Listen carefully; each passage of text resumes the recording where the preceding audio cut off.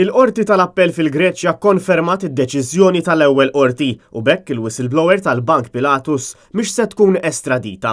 Fl-ewwel reazzjoni tiegħu il-kap tad-delegazzjoni tal-Partit Nazzjonalista fil-Parlament Ewropew David Casa li marateni 3 darbiet biex jaħdem mat-tim legali ta' Marija Efimova qal li Marija Efimova kienet is-sors ta' Daphne Caruana Galizia. Daphne Caruana Galizia nqatlet u l-moħħ wara l-assassinju għadu ma nqabadx. Dawk li użaw il-Bank Pilatus għall-attività kriminali għadhom fil-poter f'Malta u ċar li l-ħajja ta' Marija kienet tkun friskju kieku ġiet estradita.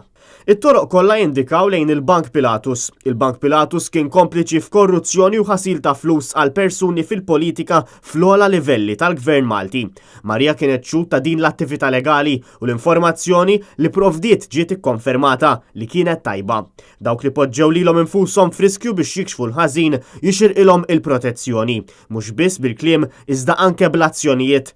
Jien nilqa' d-deċiżjoni tal-Qorti Griega u nittama li issa Marija tingħata s-serħan il-moħħ u tranquillità li jixirqilha. David Casa kien xehed f'April li għadda waqt il-każ f'Ateni stess.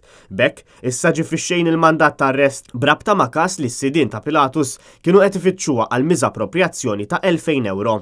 Efimova kienet ħarbet minn Malta minħabba biża' imma fl-aħħar ġimgħat tat lilha nnifisha f'idejn l-awtoritajiet Griegi wara li ħareġ mandat ta' arrest internazzjonali.